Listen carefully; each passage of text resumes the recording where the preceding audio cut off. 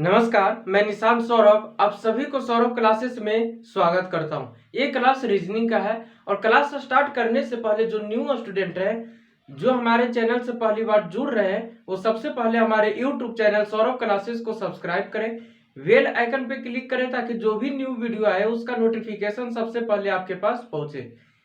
Video को like करें, share करें और टॉपिक से रिलेटेड जो भी डाउट्स होते हैं उसे कमेंट सेक्शन में जरूर दें। तो मैंने टॉपिक स्टार्ट किया था इक्वालिटी एंड इनइक्वालिटी। इसके कुछ इस टॉपिक के कुछ पार्ट्स को भी मैंने करवा चुका है। तो जो स्टूडेंट नहीं देखे हैं तो मैं उन सभी वीडियो का लिंक इस वीडियो के डिस्क्रिप्शन में डाल दूंगा। पहले उन वीडियो को देखें फिर इस वीडियो पे आए। मैं उन सभी वीडियो में मैंने कुछ कॉन्सेप्ट्स को करवाए थे और कुछ क्वेश्चंस को करवाए थे, तो मैं उन्हीं चीजों को लेकर आगे बढ़ रहा हूं। तो इसमें आज जो मैं करवा रहा हूं तो उसमें कुछ न्यू टाइप्स के क्वेश्चंस हैं। तो न्यू टाइप्स के क्वेश्चन किस तरह से होते हैं, पहले तो जो स्टेटमेंट था पहले मैंने करवाए थे। तो जो स्टेटमेंट होता था वो क्या होता था कि कंटिन्यूअस होता था, लगातार होता था। कहीं पे उस स्टेटमेंट का कोई ब्रेक नहीं होता था, है ना। कहने का मतलब है कि अगर मैंने कोई स्टेटमेंट लिखा था वहां पे पहले मैंने जो करवाए थे तो उसमें क्या था कि इस तरह से था ए बी सी डी और इसके बीच में कुछ साइंस थे, है ना। लेकिन अब जो करवा रहे हैं वो क्या होगा कि प्रत्येक अलग अलग पार्ट्स में टूटे हुए रहेंगे। जितने भी एलिमेंट्स हैं वो क्या रहेगा, अलग अलग पार्ट्स में रहेंगे और उन सभी एलिमेंट्स को हमें कॉमन देखते हुए सभी को आपस में कनेक्ट करके एक पूरा स्टेटमेंट बनाना होगा। तो उन्हीं चीजों को लेकर मैं आगे बढ़ रहा हूं। यहां पे देखिए किस तरह से स्टेटमेंट है यहां पे कि अगर मैं कोई स्टेटमेंट ले रहा हूं, यहां पे देख स्टेटमेंट इस तरह से, अगर मैं यहां पे स्टेटमेंट ले रहा हूं इस तरह से कि A greater than B and B less than C and C is equals to E and E greater than is equals to G, इस तरह से स्टेटमेंट दिया गया है। और यहां पे कंक्लूजन है वो देखिए किस तरह से है कंक्लूजन। वो कंक्लूजन है यहां पे कि A greater than G, conclusion number A. Conclusion number B है कि E is equals to E. Conclusion number C है B less than G and conclusion number D है सी ग्रेटर देन बी। कुछ इस तरह से है। तो इस तरह के क्वेश्चन को बनाने के लिए सबसे पहले जो स्टेटमेंट दिए गए हैं अलग अलग पार्ट्स में हमें उसे कॉमन देखते हुए आपस में कनेक्ट करना होगा।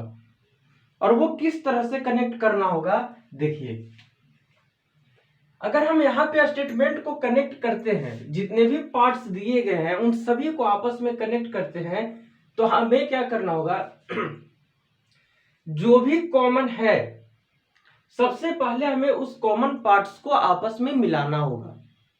जैसे यहां पर दिया गया है ए ग्रेटर देन बी, ये दिया गया है। हमें इन्हीं चीजों को अब देखिए कि किसमें ए या बी कॉमन है, कौन से पार्ट्स में ए कॉमन है या फिर बी कॉमन है। दोनों में से कोई एक भी कॉमन होगा तो फिर अपना काम हो जाएगा। तो यहां पे सेकंड में देखते हैं तो यहां पे क्या है, बी कॉमन है। तो सबसे पहले हमें यहां से बी से कनेक्ट करना होगा, है ना। तो बी क्या है, बी लेस देन सी। ये क्या है, दोनों आपस में कनेक्ट हो गए। नेक्स्ट की बात करते हैं तो नेक्स्ट में कॉमन क्या है, इन तीनों में से कोई भी कॉमन मिल जाएगा तो काम हो जाएगा। तो यहां पे देखते हैं तो ए बी सी तो हो गया। तो ए बी सी में से कौन सा कॉमन है जो स्टेटमेंट को आगे कनेक्ट करने में मदद करे। तो यहाँ पे देखते हैं तो C से ये है common, C is equals to E, और उसके बाद यहाँ पे क्या दिया गया है, E greater than is equals to G, यही है। तो ये क्या है कि एक स्टेटमेंट कंप्लीट हो गया है, ये स्टेटमेंट क्या हो चुका है, कंप्लीट हो चुका है। अब हमें इसी स्टेटमेंट को देखते हुए इन कंक्लूजन को हमें सोल्व करना होगा। तो किस तरह से ये स्टेटमेंट देखिए कंप्लीट हो चुका है और इसी स्टेटमेंट के तहत हमें इस कंक्लूजन को सोल्व करना होगा। तो कंक्लूजन नंबर ए क्या कह रहा है कि A greater than ji, A greater than जी कर रहा है यहां पे।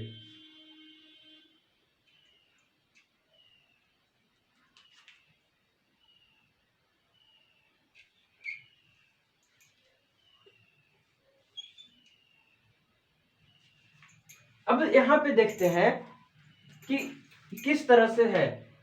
फर्स्ट में कह रहा है ए ग्रेटर देन जी। अगर हम यहाँ पे ए और जी के बीच के रिलेशन को देखें, अच्छा ये जो स्टेटमेंट दिखाई दे रहा है, ये स्टेटमेंट क्या स्टैंडर्ड है या फिर नॉन स्टैंडर्ड है? ये स्टेटमेंट क्या है, नॉन स्टैंडर्ड स्टेटमेंट है, नॉन स्टैंडर्ड है ना। क्योंकि स्टैंडर्ड स्टेटमेंट में क्या होता है कि डायरेक्शन सेम होते हैं। डायरेक्शन सेम मीन्स अगर ग्रेटर देन का यूज किया जाएगा तो सभी साइन के प्लेस पे ग्रेटर देन होगा, है ना, इज इक्वल्स टू भी आ सकता है। और लेस देन का यूज किया जाएगा तो सभी साइन के प्लेस पे लेस देन होगा और इज इक्वल्स टू भी होगा, हो सकता है ना। तो ये क्या है, नॉन स्टैंडर्ड है।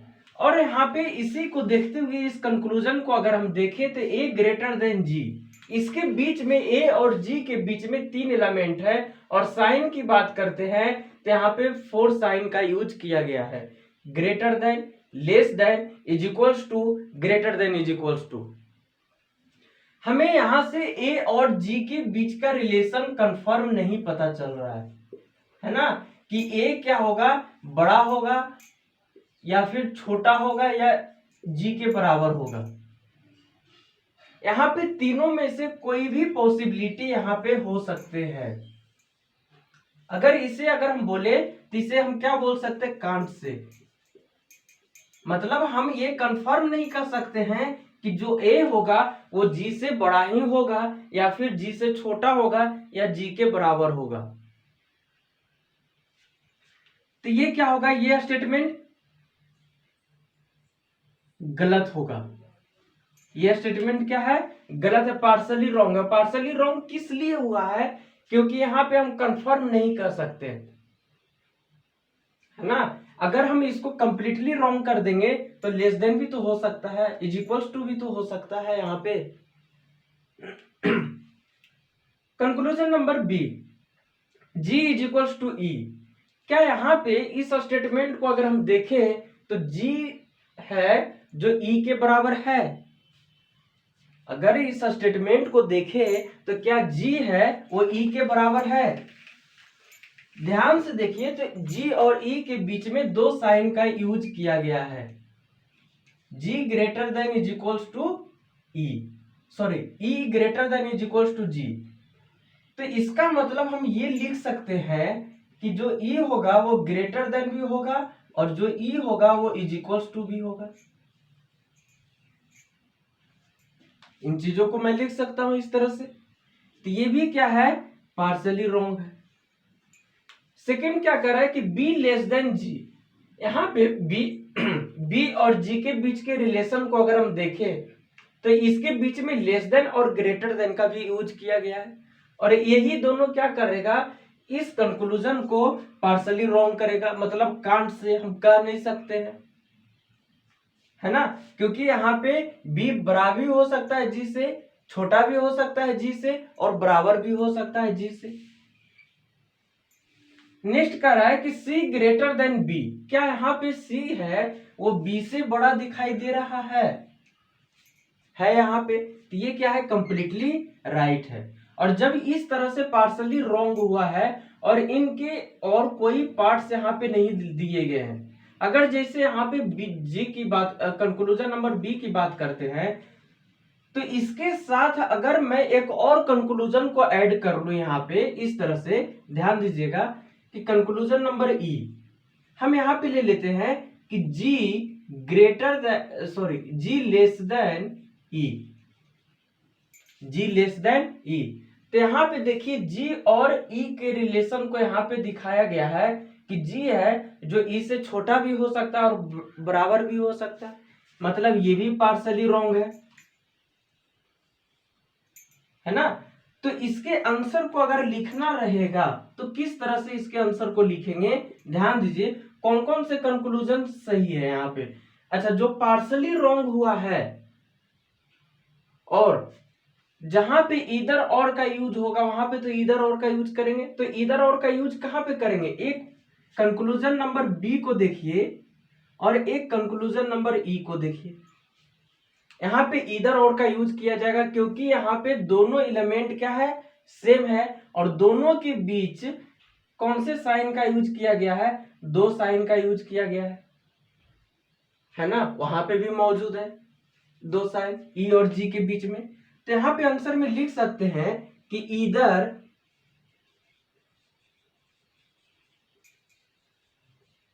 इधर कंक्लूजन बी और ई फॉलोज, ई फॉलोज। अच्छा, नेक्स्ट कंक्लूजन कौन सा सही है, तो ध्यान से देखिए नेक्स्ट कंक्लूजन हमारा कंप्लीटली राइट है, कंक्लूजन नंबर डी, सी ग्रेटर देन बी, और यहाँ पे भी सी ग्रेटर देन बी है ना। तो नेक्स्ट आंसर क्या हो जाएगा यहाँ पे, कंक्लूजन डी फॉलोज। तो इस तरह से जो पार्ट्स वाइज दिए हुए रहेंगे कंक्लूजन है ना, जो पार्ट्स वाइज करके दिए हुए रहेंगे, तो हमें उन पार्ट्स को क्या करना होगा, जो भी एलिमेंट कॉमन होंगे, जो भी नेम कॉमन होगा, हमें उसके साथ क्या करना होगा, सभी को आपस में कनेक्ट करना होगा। और कनेक्ट करने के बाद एक कंप्लीटली स्टेटमेंट बन जाएगा और उसी स्टेटमेंट के तहत हमें इन कंक्लूजन को सोल्व करना होगा। तो इसी तरह से मैं आगे बढ़ता हूं यहाँ पे, देखिए लेकिन नेक्स्ट स्टेटमेंट क्या है यहाँ पे। इसी तरह से स्टेटमेंट ये क्या है, न्यू टाइप्स के स्टेटमेंट है, और ये स्टेटमेंट एग्जामिनेशन में आता है इस तरह के questions.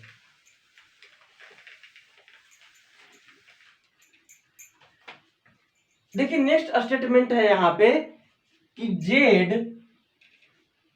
Greater than T, Z greater than T and T less than M, है ना। और उसके बाद है एम लेस देन जे, ये है यहाँ पे। इसके बाद यहाँ पे कंक्लूजन है, यहाँ पे कंक्लूजन है, देखिए conclusion number A T less than J, conclusion number B J less than Z. ये आपका कंक्लूजन दिया गया है और हमें इसी को सोल्व करना है। तो क्या करना होगा कि जो पार्ट्स वाइज करके दिया गया है स्टेटमेंट, हमें उन स्टेटमेंट को एक कॉमन नेम के साथ जोड़ना होगा।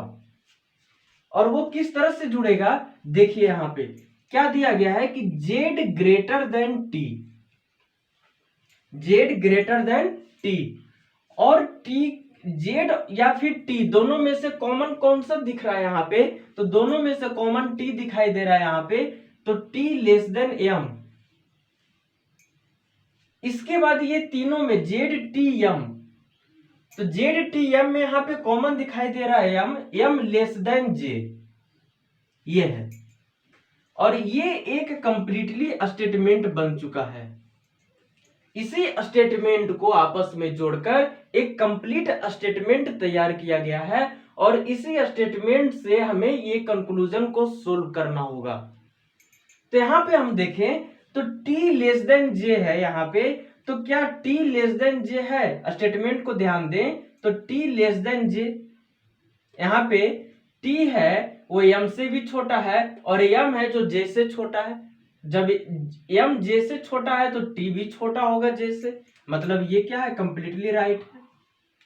नेक्स्ट की बात करते हैं तो जे लेस देन जेड, जे लेस देन जेड, यहाँ पे जे और जेड के बीच के रिलेशन को बात करते हैं तो यहाँ पे दो साइन का यूज किया गया है जेड और जे के बीच में। एक है ग्रेटर देन, एक है लेस देन। ध्यान से देखें तो एक तो ग्रेटर देन का यूज किया गया है और फिर लेस देन का भी यूज किया गया है यहाँ पे, है ना। तो यहाँ पे जेड और जे के बीच का जो रिलेशन होगा वो हम कंफर्म नहीं कर सकते हैं कि यहाँ पे क्या होगा, छोटा ही हो, जे है जो जेड से छोटा होगा, तो ये क्या होगा? पार्सली रॉन्ग हो जाएगा, है ना। ये क्या होगा? पार्सली रॉन्ग होगा। अगर हमें इसका आंसर लिखना होगा तो किस तरह से लिखेंगे इसका आंसर? इसका आंसर लिखेंगे ओनली कंक्लूजन, ओनली कंक्लूजन। कौन सा फॉलो हो रहा है कंक्लूजन? यहाँ पे ओनली कंक्लूजन ए फॉलोज, इस तरह से। तो इस तरह से क्वेश्चंस आपको एग्जामिनेशन में दिया हुआ रहेगा, है ना। एग्जामिनर इस तरह के क्वेश्चंस को एग्जाम में देते हैं और स्टूडेंट को कंफ्यूज करने की कोशिश करते हैं। तो ध्यान से देखिए कि किस तरह से स्टेटमेंट को पार्ट्स वाइज करके दे रखा है और यहाँ पे उसके उस स्टेटमेंट से रिलेटेड कंक्लूजन को पूछा गया। तो जो पार्ट्स वाइज करके दिए हुए रहेंगे तो सबसे पहले हमें उन पार्ट्स को एक आपस में जोड़कर एक कंप्लीट स्टेटमेंट बनाना होगा, फिर हमें कंक्लूजन को सोल्व करना होगा, है ना। तो जाने से पहले जो न्यू स्टूडेंट है जो हमारे चैनल से पहली बार जुड़ रहे हैं वो सबसे पहले हमारे यूट्यूब चैनल सौरभ क्लासेस को सब्सक्राइब करें, बेल आइकन पे क्लिक करें ताकि जो भी न्यू वीडियो आए उसका नोटिफिकेशन सबसे पहले आपके पास पहुंचे। वीडियो को पूरी देखें, वीडियो को लाइक करें, शेयर करें और टॉपिक से रिलेटेड जो भी डाउट्स होते हैं उसे कमेंट सेक्शन में जरूर दें। मिलते हैं नेक्स्ट वीडियो में। थैंक यू, जय।